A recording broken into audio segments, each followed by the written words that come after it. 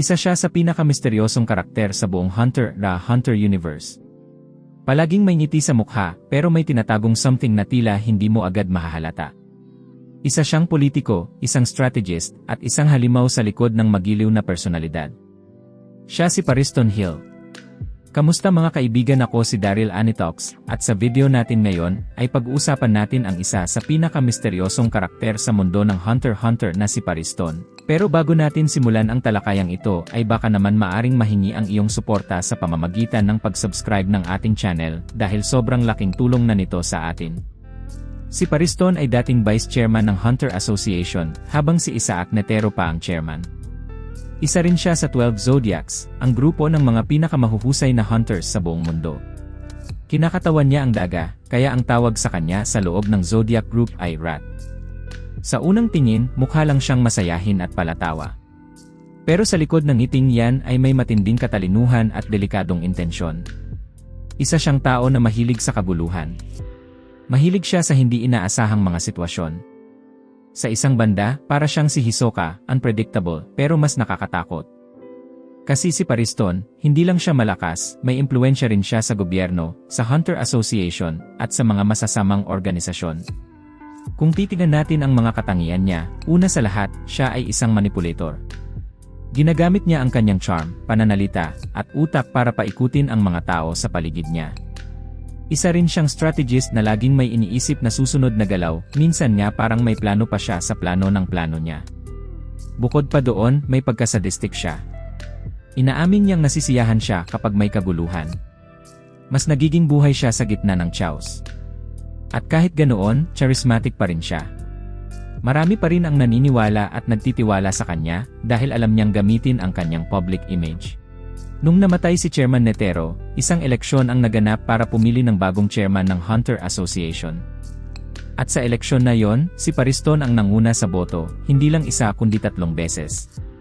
Pero ang nakakagulat, bawat pagkakataon na nanalo siya, tinatanggal niya ang sarili niya sa posisyon.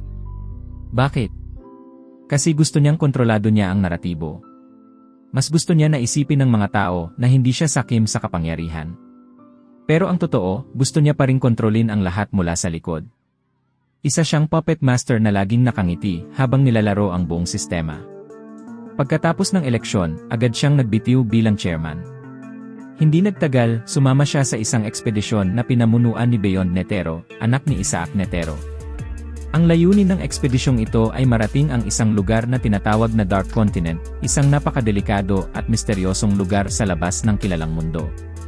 At ito ang malupit, si Pariston ay may dalang higit sa 5,000 Chimera soldiers, mga tao na na-modify at ginawang parang sandata. Sa simpleng salita, may sarili siyang army. Army na maaaring gamitin para sa pananakop, eksperimento, o digmaan. At hindi mo gagawin yan kung wala kang plano. Kaya maraming naniniwala na may tinatagong mas malaking plano si Pariston. May mga haka-haka at teorya na ang gusto talaga ni Pariston ay sirain ang kasalukuyang sistema ng mundo. Isang malawakang reset kung saan chaos ang maghahari, at siya ang magiging sentro ng lahat. Hindi siya interesado sa kapayapaan. Interesado siya sa kaguluhan. Sa unpredictability. Sa pagkawasak ng mga sistema at ideolohiya. At sa mundo ng Hunter x Hunter kung saan ang bawat karakter ay may sariling agenda, si Pariston ang isa sa pinakamapanganib dahil hindi mo alam kung kailan siya titira. Ngayon ang tanong, gaano ba siya kalakas? Sa anime at manga, hindi pa natin nakikitang lumaban si Pariston sa aktwal na laban. Pero base sa impormasyon, malalaman natin na hindi siya basta-basta. Una sa lahat, isa siyang Zodiac member, ibig sabihin, isa siya sa mga pinakamagagaling at kinikilalang hunters ng buong mundo. Hindi basta-basta napipili sa Zodiac. Si Netero mismo ang pumili sa kanila. Pangalawa, nabanggit din na nakalaban niya ang ilan sa mga Chimera and Army off-screen, ibig sabihin, hindi lang siya puro salita, may kakayahan din siyang lumaban kung kinakailangan. Bagamat hindi natin alam ang eksaktong nen ability ni Pariston, may mga teorya na ito ay may kinalaman sa psychological warfare o manipulation. Posible ring may kinalaman ito sa pagkontrol sa kalooban ng tao o pagsira ng kanilang moralidad. Isipin mo na lang, kung kaya niyang pasunurin ang libo-libong tao sa isang mapanganib na ekspedisyon, malamang may nen ability siyang mas malupit pa kaysa sa nakikita natin. Kung ikukumpara natin siya sa ibang hunters, si Game Freaks ay kasing talino niya pero mas idealistic.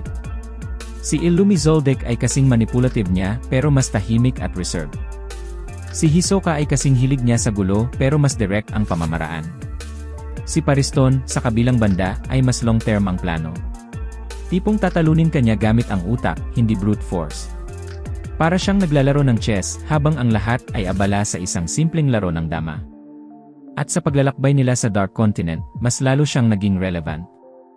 Ang Dark Continent ay isang lugar na puno ng panganib mula sa mga hayop, sakit, at fenomena na hindi kayang ipaliwanag. Para kay Pariston, ito ang perfect playground para sa kanyang sadistic desires. Para sa kanya, ang expedition na to ay hindi lang adventure, ito ay eksperimento. Isang simulation kung saan masusubukan niya kung sino ang tunay na karapat-dapat mabuhay, at kung sino ang dapat niyang kontrolin. Ang mga zodiac na dati niyang kasama, tulad ni Cheadle, Kurapika, at Leorio, ay aminado na hindi nila mabasa ang galaw ni Pariston. Isa siyang unpredictable variable. Hindi mo alam kung kailan siya kakampi at kailan siya magiging kalaban. Pero isang bagay ang sigurado, si Pariston ay may plano. At hindi ito basta-bastang plano. Isa itong blueprint para sa isang bagong mundo.